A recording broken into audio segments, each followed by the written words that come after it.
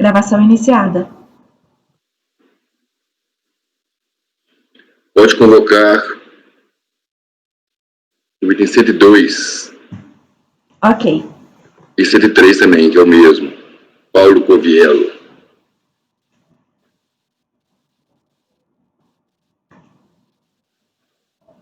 Itens 102 e 103, Dr. Paulo, seu processo será julgado agora. Por favor, verificar mensagem privada no chat. Pode abrir, Rodrigo? Pode abrir, está aberto já. Vamos começar com o item 102. São processos relativamente chatos, mas simples. Não, nem tão simples, né?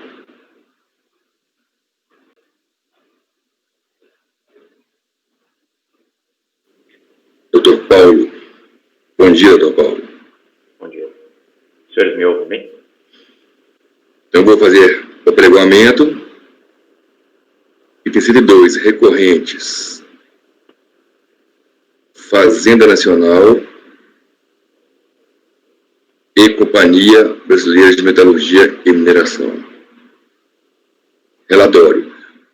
Trata-se de recursos especiais de divergência interpostos pela PGFN e pelo contribuinte, contra o Acórdão 3201-003-659, proferido pela primeira turma ordinária da segunda Câmara, integrado pelo Acordo de Embargos, também da segunda Câmara, 3201-005.516. Aí tem emenda, essa emenda tem 2 páginas, praticamente. Não vou ler a emenda toda. Os itens abordados no acordo de embargos estão nele listados da seguinte forma. Lista extraída do relatório, as folhas 532, de diligência determinada pela Resolução 3202-0000104. Itens cuja aplicação é detalhadamente demonstrada no anexo 5 do laudo técnico solicitado. Então, no laudo técnico está as folhas 497 e 518, para quem quiser ver. E são relativas às glosas detalhadas no subitem 6.2 do relatório fiscal, folhas 38 e 58. São 20 páginas aí. Esses são os itens, tá, que foram abordados nos embargos. 1. Armários em aço e madeira, estante metálica. 2. Poltronas e cadeiras. 3. Mesa, painel frontal para mesa, gaveteiro. 4. Depois está entre parênteses aí, a utilização, tá? Quem quiser ler. Aparelho de ar-condicionado central. Aparelho de ar-condicionado central de ar-condicionado. Aparelho de ar-condicionado frontal. 6. Serviço de montagem de ar-condicionado. 7. Software de comunicação e licença de software. Microsoft Office. 8. Tanque de água fresca, fabricado em fibra. 9. Tanque, capacidade de 5 metros cúbicos. 10. Reservatório de 2.000 litros de água. 11. Estudo de estabilidade face sul da mina. Estudo de estabilidade das bancadas da mina. 12. Rádios fixos e portáteis. Conjunto de rádios. Rádio VHF, 4 canais. 13. Sistema de voz com corneta. 14. Transmissor, modelo tal. Motosserras, 15. 16. Monitor de LCD Fiat de 20 polegadas, marca LG. 17. Detector de radiação. Separador magnético, escória produto. Glosa revertida pela própria fiscalização, como resultado da diligência. A turma COR reverteu as glosas dos itens 4, 5, 6, 8, 9, 10, 15 e 16. A PGFN também opôs embargos, que foram rejeitados. No seu primeiro recurso especial, ou conformidade de segmento, a PGFN contesta, em caráter geral, a adoção para fins de creditamento e na apuração de PIS/COFINS não cumulativas de um conceito de insumo demasiadamente amplo, sendo mais específico em relação a 1. GLP óleo diesel. 2. encargos de depreciação de máquinas e equipamentos de centro de custo, AGU, de abastecimento e tratamento de água, e subestação de energia elétrica. 3. Móveis e equipamentos alocados nos centros de custos produtivos. Quanto aos móveis, como já visto, foram mantidas as glosas da apreciação dos embargos da declaração. No segundo recurso especial contra a código de embargos, ao qual também foi dado seguimento, mesmo à vista decidido pelo STJ, defende serem cabíveis as glosas dos créditos reconhecidos, pois relativos às despesas secundárias do processo produtivo. O contribuinte apresentou contra-razões. Ao seu recurso especial, foi dado seguimento parcial, apenas em relação aos créditos apropriados de 1. Encargos de depreciação dos rádios de comunicação. 2. Encargos de depreciação de software. E 3. Encargos decorrentes de estudos relacionados à mina. A PGFN também apresentou contra-razões. Esse é o relatório. O doutor tem 15 minutos. Doutor Paulo. Bom dia, senhores conselheiros. Bom dia, presidente. Os senhores estão me ouvindo bem? Não? O volume está um pouco baixo. Um pouco baixo? Se puder aumentar um pouco o volume. Ah, sim. Agora está melhor? Sim, melhorou. Tudo bem. Esses processos, como bem relatado pelo senhor presidente, são processos que se discute a possibilidade de aproveitamento de alguns créditos de PIS/COFINS sobre alguns itens específicos. Então eu vou, na minha exposição, ser bastante breve e fazer pela ordem cronológica dos recursos, que foram os 2 recursos da Fazenda e depois o recurso do contribuinte. E como tem recorrente e recorrida, dependendo da situação, eu vou utilizar as expressões Fazenda Nacional e contribuinte para facilitar a menção das partes do processo. Quanto ao primeiro recurso da Fazenda, o primeiro item que ele discute é a questão do conceito de insumo, então se o conceito de insumo teria sido amplo. O recurso, cronologicamente, foi interposto antes do parecer normativo número 5, da nota 6, número 63, ambos de 2018, e já reconheceram o conceito mais ampliativo que foi objeto da decisão do STJ, e por isso o que foi defendido pelo recurso fazendário não merece ser acolhido, porque já foi até superado pela própria Fazenda nessas manifestações e nas próprias contrarrazões da Fazenda nos recursos do contribuinte, ela mesma já admite um conceito mais amplo. Então, quanto ao primeiro item do recurso, que é o conceito de insumo, trata-se de uma matéria já conhecida e já devidamente superada, pois esse recurso é antigo, é anterior a essas manifestações da própria Fazenda. Seja a controvérsia relativa à possibilidade de aproveitamento de crédito sobre as despesas com GLP e óleo diesel, essa controvérsia foi objeto de um recurso que a própria empresa interpôs e foi julgado por essa corte faz 2 meses, em outubro. Acredito que não teve nenhuma mudança na composição e a decisão da corte naquele momento foi por negar provimento por qualidade ao crédito sobre as aquisições de GLP e óleo diesel, lá também tinha o álcool hidratado, porque a aquisição se dá em regime de monofasia, tributação, então a aquisição se dá com alíquota zero. Naquele momento, e aqui eu peço vênia para pedir a revisão daquele entendimento, que foi vencedor por qualidade, foi entendido que não havendo a tributação na aquisição, porque a aquisição é alíquota zero, não teria direito ao crédito caindo na vedação expressa da lei. Ocorre que a vedação ela não se aplica na situação e isso que eu quero expor novamente aqui, ela não se aplica na situação de tributação monofásica, porque há sim tributação aqui, ela só é posicionada integralmente no início da cadeia econômica.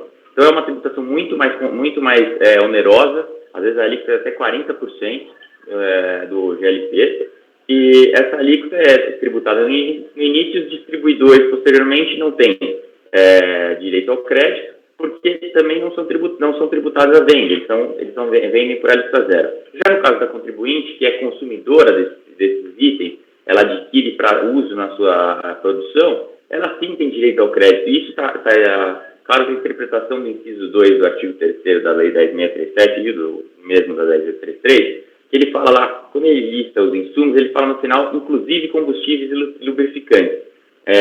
Sendo que desde 98, a partir da Lei 9718, todos esses combustíveis e lubrificantes são, ou pelo menos a grande maioria, são tributados no regime da monofasia. Ora, se antes da lei, a maioria desses combustíveis são tributados na monofasia, não haveria por que, após a Lei 10.637 e 10.833, mencionar expressamente os combustíveis e lubrificantes se não houvesse direito ao acreditamento.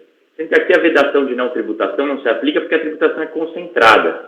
Esse é um ponto que eu queria colocar novamente ao debate da turma, pedindo que aquele entendimento que foi manifestado lá em outubro seja revisado aqui, inclusive porque tem várias decisões dessa turma que reconhece o direito ao acreditamento do GLP, porque a própria fiscalização, em outros casos, ela nem discute essa questão da alíquota zero.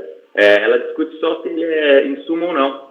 E tem várias decisões dessa corte, isso até foi objeto de manifestação expressa naquele julgamento, que não analisou essa controvérsia, então tudo bem, ela não foi objeto de discussão naqueles processos, mas por uma questão até de isonomia, se naqueles processos foi reconhecido o crédito, não há por que o contribuinte aqui não ter o crédito reconhecido, se na situação é a mesma, né? O crédito é o combustível que ele usa na sua produção. Superado esse ponto, quanto aos encargos de depreciação, primeiramente são os itens registrados no centro de custo AGU e ENE. Esses centros são o centro de tratamento e de água, que é usada não só no projeto, no processo produtivo, para resfriamento dos produtos, para limpeza da mina, enfim, para diversas etapas do processo produtivo, como a energia elétrica, que também é essencial para a produção. Então, esses equipamentos são utilizados nesse centro de custo, mas tem ligação inerente com o processo produtivo. Quanto aos equipamentos específicos que o crédito foi reconhecido pela turma ACO, que são o ar-condicionado, monitores LCD, tanques de armazenamento de líquidos e as motosserras, isso já foi também julgado nesse processo que eu comentei no mês de outubro. Essa turma já julgou esses itens e reconheceu o direito ao crédito. Assim como é conhecido pelo acórdão hora recorrido, a partir do laudo elaborado pela empresa, que é o mesmo que aqui está nesse processo, foi reconhecido por essa turma que o crédito sobre esses itens é devido porque eles têm função inerente ao processo produtivo. O ar-condicionado serve para resfriamento de salas de máquinas, os monitores de LCD para funções dentro do processo produtivo, informação para os empregados da hora recorrente, da hora contribuinte. Os tanques de armazenamento de líquidos servem não só para armazenar água, como outros líquidos que são utilizados no processo produtivo. E as motosserras também têm suas funções no processo produtivo, como o quadro de folhas está devidamente retratado no acórdão hora recorrido, assim estabelece. Então, quanto ao recurso da Fazenda, o primeiro recurso ele não merece ser provido, e o segundo recurso da mesma forma. O segundo recurso pede uma nulidade do acórdão de embargos, porque ele, em suma, segundo a Fazenda, ele teria reapreciado a matéria. Então, teria em embargos reapreciado uma matéria contra a sua, não apenas ter corrigido vícios da decisão. Ocorre que, se for analisada de fato, o que aconteceu foi, quando a decisão foi emitida, ela emitiu alguns itens, ela citou os itens nominalmente. A contribuinte apresentou os embargos para que fosse, além de nominalmente, os itens fossem identificados pelos números que eles têm na planilha que está citada no acórdão. E a decisão embargada somente fez isso, ela somente explicitou quais foram os itens que havia sido reconhecido o crédito sobre os encargos de prestação, citando os números daquela planilha que está no processo. Então, quando a Fazenda Nacional afirma que houve uma nulidade, que houve uma represtação de fato, na verdade não. O que houve foi uma explicitação da segunda decisão dos itens que havia sido reconhecido o direito de crédito. Então, essa parte também deve ser superada. Por fim, quanto ao recurso da hora contribuinte, o que se discute são os encargos de depreciação sobre 3 itens específicos. O estudo de estabilidade da mina, que é um estudo geológico da mina para viabilizar as atividades de mineração, rádio de comunicação, que são itens utilizados no processo produtivo para a comunicação dos empregados entre os diversos setores do processo produtivo, e o software utilizado para que as máquinas sejam devidamente acionadas e durante o processo produtivo, o processo produtivo ocorra da forma normal. Então, todos os itens têm uma aplicação inerente no processo produtivo. Se for feito aquele teste de de necessidade, de que esses itens forem retirados do processo produtivo, o processo produtivo acaba sendo prejudicado de forma muito grande e acaba até perdendo qualidade e pode até ser negado, ser impedido. Então, por isso, esses itens devem ser reconhecidos crédito sobre seus encargos de prestação, pois são inerentes ao processo produtivo da empresa. São apenas esses esclarecimentos que eu tenho a fazer. Agradeço a atenção dos senhores e fico à disposição de Vossa Senhoria se precisarem de qualquer esclarecimento de fato. Obrigado.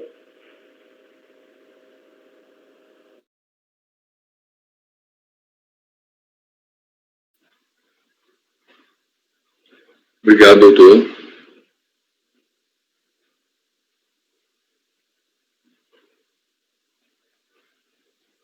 Vou passar ao voto. Vou tentar simplificar um pouco, que é extenso. O voto não está extenso. A matéria extensa, teve relatório de mais de 20 páginas, teve diligência, mas vou tentar simplificar aqui. Eu estou conhecendo os 2 recursos especiais, tanto da Fazenda como do contribuinte. No mérito, como a TEM já tem feito de forma majoritária, o CAF não se adota o conceito do IPI, tampouco do RPJ. Então, que é uma fundamentação que eu sempre faço acerca do RESP, da nota PGFN e do parecer da Receita. Não vou passar por isso, que isso é o demais conhecido, que é o embasamento teórico de não se aplicar o IPI, nem RPJ. Fazendo a conceituação, cabe-nos, então, à vista dessa conceituação, passar a análise do caso concreto, que versa sobre bens, sobre despesas com bens e serviços nas atividades de lavra, extração e produção do nióbio. Concordo com a reversão de todas as glosas feitas pela turma POR, mesmo as não abordadas no acordo de embargos contestados ao primeiro recurso da PGFN, quais sejam. Então, aqui as glosas, estou concordando com todas, inclusive essas aqui, ó. GLP e óleo combustível, utilizados nos fornos de produção. Centro de custo AGU, abastecimento e tratamento de água, são instalados nas plantas industriais ou próximos a elas, utilizadas para tratar, medir, bombear e reaproveitar a água, que circula entre as plantas e as barragens. Essa água, imprópria para o consumo, serve às diversas necessidades das plantas industriais. Centro de custo ENE, que é subestação de energia elétrica. São equipamentos que recebem energia elétrica da rede pública de alta tensão, adapta às necessidades de toda a empresa e redistribui. Constitui, portanto, subestação de energia elétrica. Mantidas as glosas explicitadas no julgamento dos embargos de declaração, à exceção dos móveis, ponto que o recorrente nem se surgiu, ao meu juízo, resta então discutir somente agora o contestado no recurso especial do contribuinte. Conforme dito no item 6.2 do relatório fiscal, foram glosados, aspas, créditos de depreciação de imóveis e equipamentos que, apesar de alocados em centros de custos produtivos, não são utilizados na fabricação dos produtos vendidos. Então, tem alguns itens aqui. Software de comunicação Siemens, conforme laudo técnico, as folhas 513, aspas, controla a atividade dos equipamentos e os organiza funcionalmente no processo produtivo. E o Microsoft Office, aspas, contém ferramentas e programa indispensável ao trabalho, à comunicação e à organização de dados trocados e obtidos no processo produtivo. 2. Os rádios e aparelhos de comunicação são necessários ao processo produtivo, que vem desde as minas. Outro item. Os estudos da estabilidade das bancadas da mina são mais que relevantes para a segurança.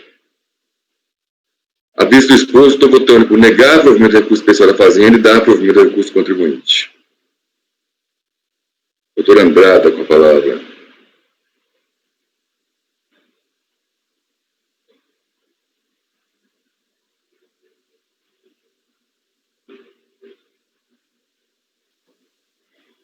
Estava olhando aqui um acordo que nós julgamos desse mesmo contribuinte para ver se tinha os mesmos itens. Nós julgamos um acórdão do Dr. Luiz, mas os itens não são exatamente os mesmos, não. Alguns sim, mas outros não.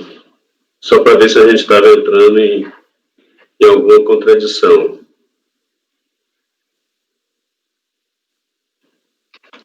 Bom, eu acompanho o relator em relação ao recurso especial da Fazenda Nacional para negar provimento.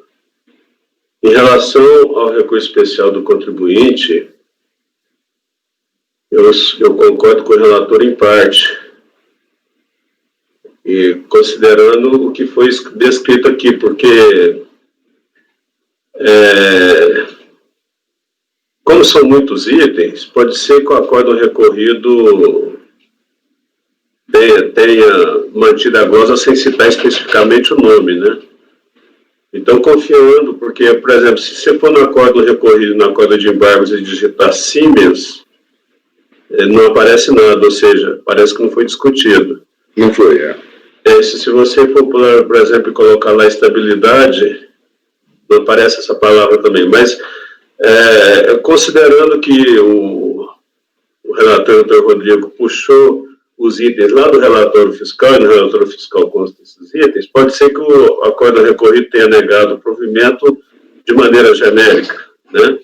Então, considerando que isso foi tratado, e considerando que esses itens aqui estão certos, né, onde eles são utilizados, eu discordo do relator em relação aos itens rádios e aparelhos de comunicação e Microsoft Office. Então, eu dou provimento parcial, acompanho em parte o relator para dar provimento parcial somente em relação ao software Siemens e os estudos de estabilidade de bancadas de Minas. Eu entendo que os rádios e aparelhos de comunicação, genericamente, como está colocado aqui, não tem ligação com o processo produtivo e nem o Microsoft Office, que é uma ferramenta genérica utilizada pelo mundo inteiro, né? Então, meu voto nesse sentido, presidente. Doutora Tatiana. Bom, eu acompanho o relator, mas porque em relação ao software de comunicação Siemens e Microsoft Office, realmente também me causou estranheza, mas o laudo técnico citado aqui pelo relator, ele vincula todas as atividades que são feitas por esses dois itens realmente com a atividade, a produção aí do contribuinte. Então, nessa linha também eu acompanho o relator. Foi feita uma diligência e botou um relatório de 20 páginas de diligência. Sim. Doutor Luiz. Presidente, com relação ao recurso da Fazenda, eu acompanho. Com relação ao recurso do contribuinte, no caso de encargos de depreciação de rádio de comunicação, eu não vejo como sua utilização como administrativo. Só há como utilizar a rádio se você precisa de produção, e aqui tem mina. É para isso que eles estão utilizando. Ou seja, se não tivesse rádio, prejudicaria o funcionamento da mina. Então, com as vênias ao doutor Andrada, que abriu a divergência, eu só gostaria de perguntar o seguinte, que eu me lembre, quando eu relatei isso, eu não tinha esse ponto perfeito, para não ser incoerente. Então, estou acompanhando o presidente aqui. Com relação a Microsoft Office, o normal é a gente não dar. Nós nunca demos esse tipo de software, porque ele é tipicamente administrativo. Mas teve uma questão importante aí, que foi a diligência trazida, prova não refutada pela outra parte, não é isso? De que ele era utilizado na atividade fim? Esse é o último tópico que eu pergunto ao presidente para poder finalizar meu voto. Doutor Luiz, pelo que eu vi da diligência, foi uma diligência de 20 páginas, feita, né, pela fiscalização, e levou-se... A fiscalização assumiu que era utilizada na produção. Eu entendi que sim, pelo Perfeito. relatório que veio na diligência. Então, eu, pedindo venha a divergência, vou acompanhar Por isso que eu deixei bem claro, indispensável o trabalho, comunicação e organização de dados trocados e obtidos no processo produtivo. Perfeito, perfeito. Estou acompanhando o relator em totum. Está na folha 499, a descrição desse office aí. Doutor Dalcia? Como relator, eu tive a oportunidade de relatar, acho que vários processos dessa mesma companhia. Debrucei sobre cada um dos itens, muitas vezes, né, com o relator. Doutor Jorge? Presidente, quanto ao recurso da Fazenda, acompanhe. E quanto ao recurso do contribuinte, a divergência em menor extensão que o doutor Andrada, negando o provimento contra o Microsoft Office. Então, minha única divergência em relação ao seu voto é manter a glosa do Microsoft Office, do software da Office. Doutora Érica? Acompanho o relator, presidente. Doutora Vanessa? Também acompanho o relator na íntegra, presidente. Então, recurso da Fazenda. Por unanimidade de votos, negou-se provimento ao recurso especial da Fazenda Nacional. Recurso do contribuinte. Por maioria de votos, deu-se provimento ao recurso interposto pelo contribuinte. Vencidos conselheiros Andrada e Jorge, que davam provimento parcial. Acho que isso aí é suficiente para manter. Então, proclamado o resultado. Item 103. Só vou conferir se é igual aqui. Se não me engano, é exatamente igual.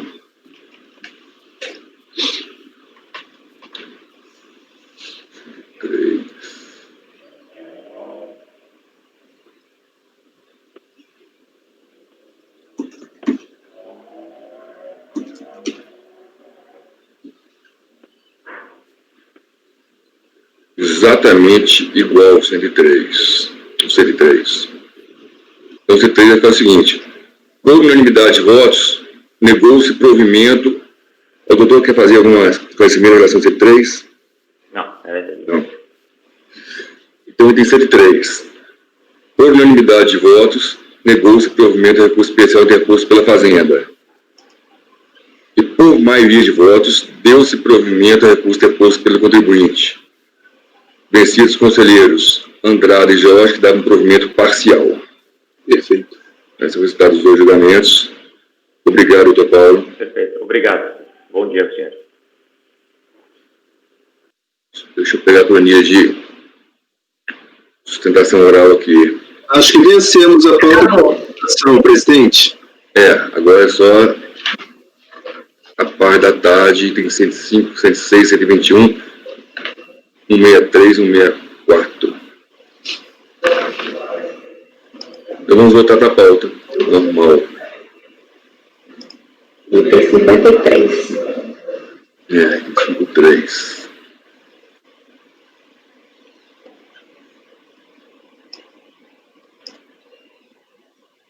Doutora Vanessa, item 53. São embargos. Embargante, Gregor, participações limitadas. Interessado, Fazenda. A palavra, doutora Vanessa.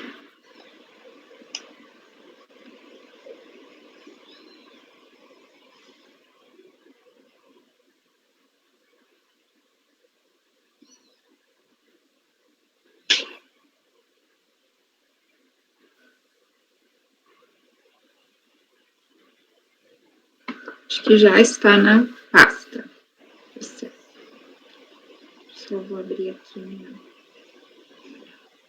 outra cópia.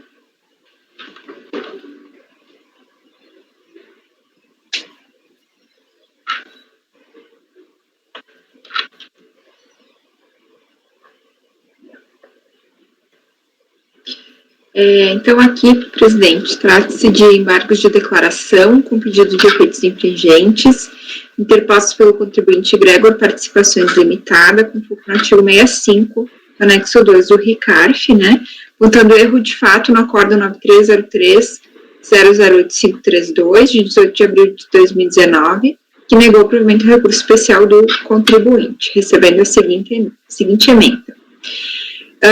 Esse é o caso onde a gente aplica aquele repetitivo do STJ. Se houve pagamento anterior a qualquer declaração ou retificação, a gente aplica a denúncia espontânea e afasta a multa de mora. Se a situação for inversa, então não aplica e mantém a multa de mora, né? O que o contribuinte aponta aqui? Que houve um erro de fato na premissa, eu fui a relatora, né, do caso, na premissa que eu adotei para aplicar ou não o repetitivo, né? Vou explicar melhor aqui no relatório. Então, o acórdão de recurso especial, ora embargado, entendeu que seria devida a imposição de multa pelo pagamento de tributo de PIS a destempo, nos termos do julgado, em sede de repetitivo pelo STJ, acórdão 1.149.022. Segundo consta no deciso do STJ, é inaplicável a denúncia espontânea ao tributo declarado e posteriormente pago, devendo prevalecer a imposição da penalidade. Em sede de embargos de declaração, aduz o contribuinte que a pretensão do embargante é justamente a aplicação do contido no repetitivo.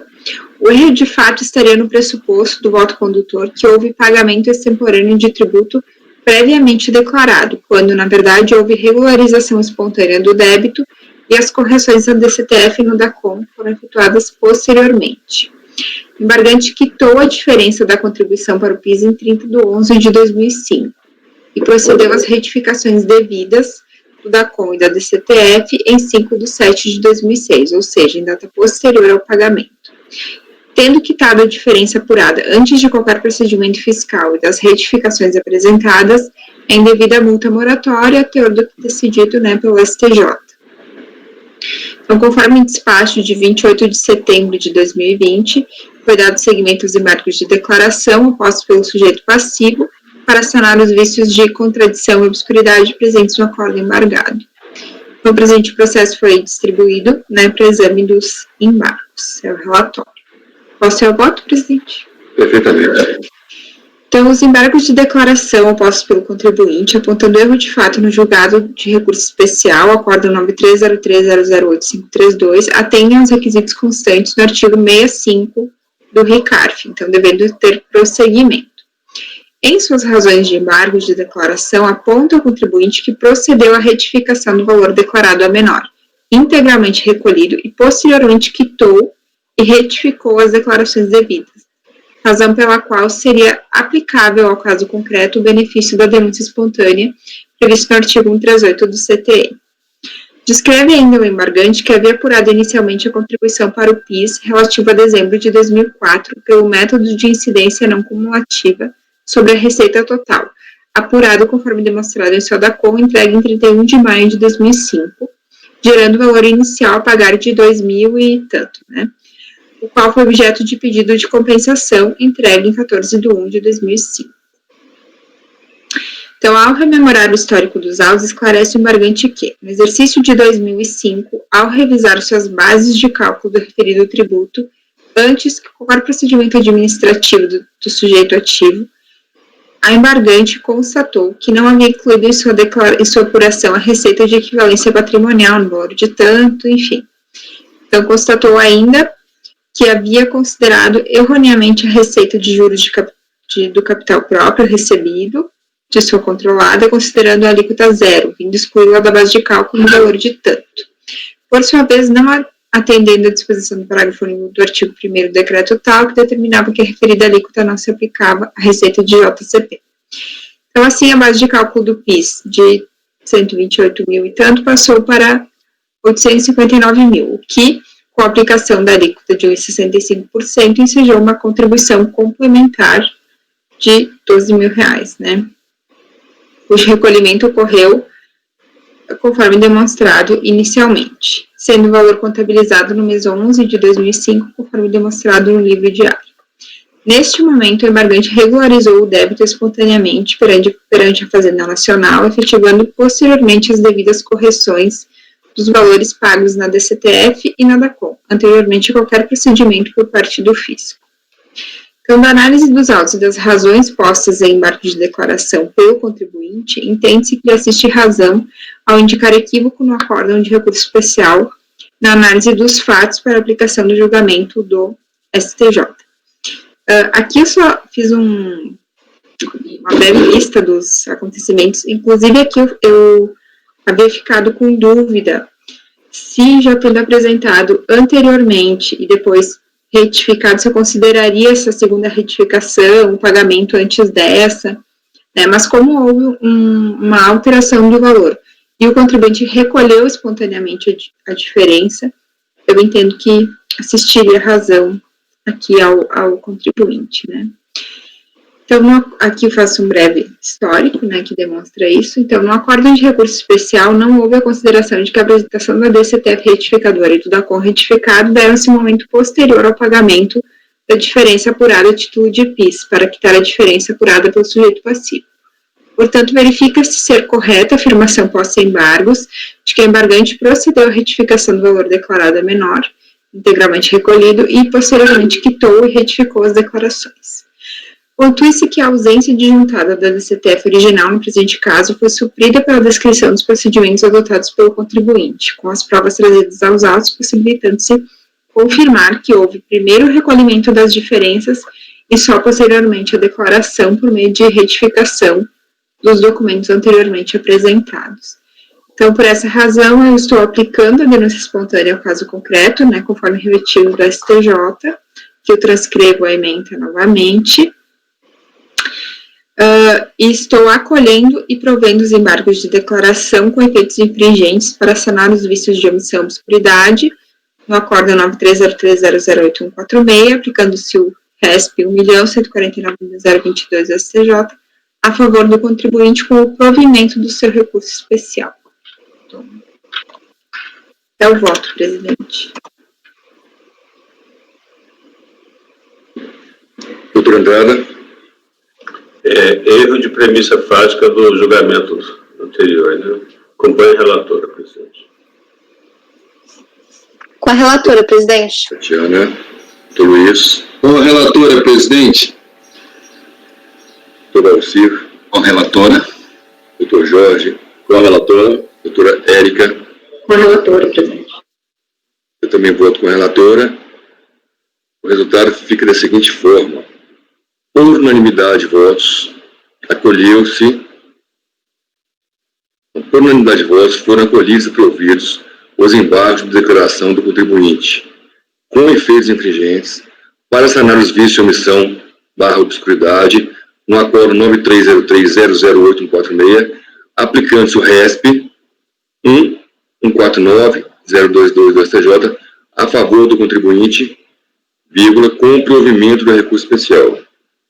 Exatamente a parte dispositiva dela aí. Vai ficar. Item 54, já foi votado.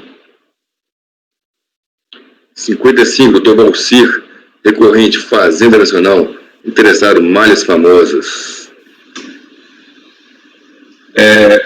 Trata-se de recurso especial interposto pela Fazenda Nacional em relação ao acordo 3301.0000579 de 9 de dezembro de 2010.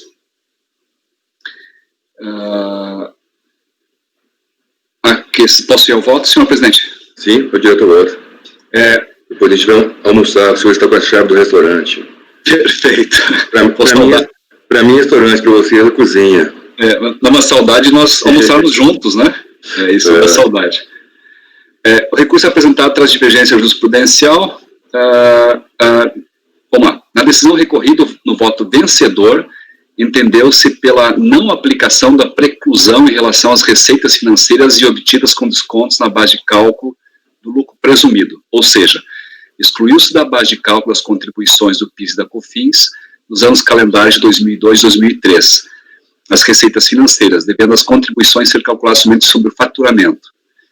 Cabe salientar que no presente processo, os autos de infração do PIS e COFINS, nos anos calendário de 2002 e 2003, foram lavrados somente para constituir créditos tributários decorrentes de receitas financeiras, conforme termo de verificação fiscal que aqui eu cito.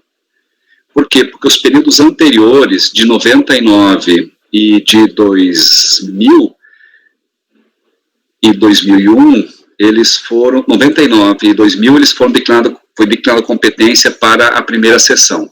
Então, só restou 2002 e 2003 aqui. A Fazenda Nacional, com base no artigo 14 e 17 do Decreto 70235, sustenta que na esfera administrativa não é possível apreciar a matéria que não constou da lide quando do julgamento em instância inferior. Salienta que considera-se, pois incontrovérsia, a matéria elencada, receitas financeiras obtidas com desconto na base de cálculo lucro presumido, sendo que o acordo, ora recorrido, deveria ter se abstraído de analisar a procedência da questão, mantendo-se neste ponto a decisão da primeira instância. Na análise dos autos, verifica se não se tira razão a Fazenda Nacional, tendo em vista que o mais salutar no processo administrativo fiscal é a adoção de um formalismo moderado, centrado no interesse público, com o fulcro de preponderar o princípio da verdade material em todos os atos processuais. Além disso, além desta questão relevante, verifica-se nos autos que o objeto da lide é exclusivamente sobre as receitas financeiras, se as receitas financeiras integram ou não a base de cálculo das contribuições. Ou seja, fica prejudicada, no meu entender, a alegação de preclusão da matéria, pois esse é o objeto, conforme se verifica no termo de verificação fiscal, usando os calendários tais. A razão acertada para o provimento ao recurso contribuinte nessa matéria ficou assim sedimentada no voto vencedor. Com todo o respeito que merece a conclusão que se chegou o ilustre conselheiro Corinto, foi vencido também o nosso querido conselheiro Henrique, tendo o entendimento que em relação à estrita legalidade não é possível a aplicação da preclusão. Isso porque o CARF, mesmo que na função de judicante administrativo, mantém o exercício do autocontrole dos atos da administração, devendo zelar pela legalidade e tendo como missão exercer o controle de legalidade dos atos administrativos tributários. Portanto, ainda que o contribuinte não tenha alegado a irregular conformação da base de cálculo, cabe à administração corrigir a ilegalidade de ofício com o fim de evitar que a exigência ilegal seja reparada apenas no Poder Judiciário, fato que, ocorrendo, pede em desfavor da economia processual e do menor ônus à solução de controvérsias. Enfim, o reconhecimento da ilegalidade do lançamento confirma a autuação em face do interesse público. Pois bem, com a edição da medida provisória, a questão do alargamento da base de cálculo é a questão da inconstitucionalidade, como a gente conhece. Com esse julgamento, restou afastada a aplicação do parágrafo 1º do artigo 3º da Lei 9.718, devendo ser calculado o PIS e a COFINS somente sobre o faturamento. Diante do exposto, deu-se provimento, então, recurso parcial, deu-se provimento parcial ao recurso voluntário, para excluir as receitas financeiras da base de cálculo das contribuições. Daí ainda eu cito o artigo 16 do Decreto 70235, que a impugnação mencionará. Como todos nós conhecemos, a prova documental será apresentada na impugnação, etc., precluindo o direito do impugnante fazê-lo em outro momento processual, a menos que. Daí nós temos as 3 exceções das alíneas A, B e C, que eu considero que poderia se encaixar o meu entendimento nessas alíneas, principalmente em relação à linha B. Do exposto, vota-se por conhecer o recurso especial interposto pela Fazenda Nacional e no mérito negar provimento. Este é o voto, senhor presidente. Doutor Andrada. Chatinho, sim. A questão que se discute nesse processo é se as receitas financeiras, o que aconteceu? O auto de infração incluiu na base de cálculo as receitas financeiras, na base de cálculo do PIS e da COFINS. O contribuinte não impugnou essa matéria. Ele não impugnou essa matéria e no voto vencido do acordo recorrido do Corinto, ex-conselheiro Corinto, ou conselheiro, não sei, acho que é conselheiro ainda, não é conselheiro Corinto? Não é isso. É isso. Já saiu a dispensa. Certo. Então, ele considerou que essa era uma matéria preclusa, já que ele contestou essa matéria em recurso voluntário, ele não contestou em impugnação. E o voto vencedor, doutor Luiz Roberto Domingo, ele entendeu que tinha que afastar essa tributação pelo fato de que o controle da legalidade da base de cálculo do tributo é matéria de ordem pública e caberia à administração rever de ofício o incorreto lançamento.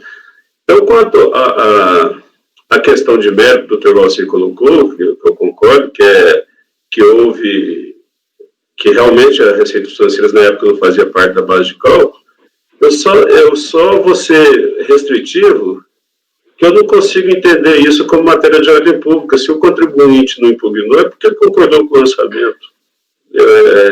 Concordou que estava, sei lá, incluso dentro da base de cálculo. Eu não consigo estender essa matéria especificamente como matéria de ordem pública, como entendeu o voto vencedor do acordo recorrido. De forma que, com devida vênia ao Dr. Valcir, que eu entendo a parte de mérito que ele enfrentou aí está correto, mas eu entendo que essa matéria aí não seria matéria de ordem pública a ser conhecida de ofício no recurso voluntário. Não, na verdade não é de ofício, né? A ser superada a preclusão, porque no recurso voluntário ele se defendeu disso, superar a preclusão que não foi enfrentado no acordo de impugnação. Eu confesso que eu tive um pouquinho de dúvida sobre isso, né, porque, de fato, essas receitas financeiras não incluem na base de cálculo, mas o que está em discussão é se trata de matéria preclusa ou não, se é de ordem pública ou não. Eu não consigo enxergar muito que isso seja uma questão de ordem pública. Então, com a devida vênia, eu abro essa divergência aí. Somente em relação ao mérito, né? Somente em relação ao mérito. Conheço o recurso. Doutora Tatiana. Com o relator, presidente. Doutor Luiz. Presidente, partindo do pressuposto de que base de cálculo não é matéria de ordem pública, a impugnação, conforme bem colocado, pedindo vênias ao relator, bem colocado pelo Dr. Andrada, que abriu a divergência, ela limitou seu pedido de compensação dos valores pagos na sistemática do Simples em face dos valores lançados. Esse é o litígio. Então, eu penso que a preclusão é importante, porque, caso contrário, seria devido ao CARF olhar todos os autos de infração que foram pagos e todos os pagamentos feitos na época em que Receita Financeira fazia parte da base de cálculo, para rever de ofício todo mundo. Senão, nós quebraríamos uma importante isonomia. Aliás, o processo ele quebra, às vezes, isonomia, mas aí nós vamos usar o critério da luta pelo direito, não apelato, não devoluto. Essa foi a minha visão. Então, pedindo vênia ao relator, eu vou acompanhar a divergência. Doutor Luiz está com a mão levantada?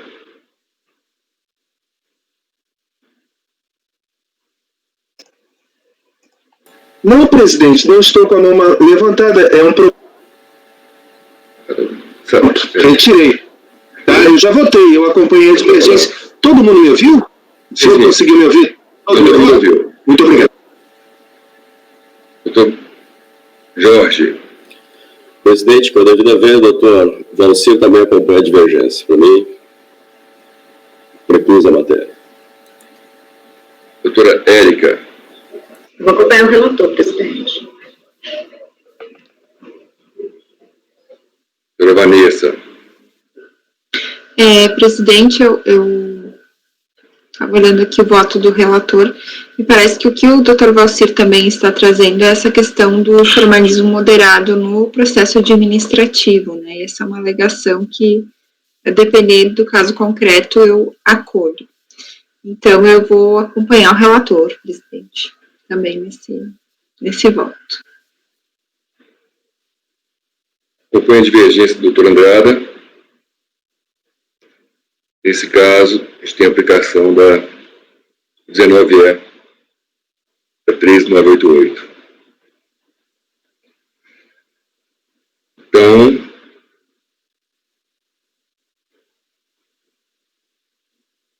por disposição do artigo 19E da Lei 10.522. A redação dada pela Lei 13.988. Negou-se o provimento do recurso especial da Fazenda. Vencidos os conselheiros Andrada, Jorge, Rodrigo e Luiz Eduardo. Perfeito? Vamos parar de gravar.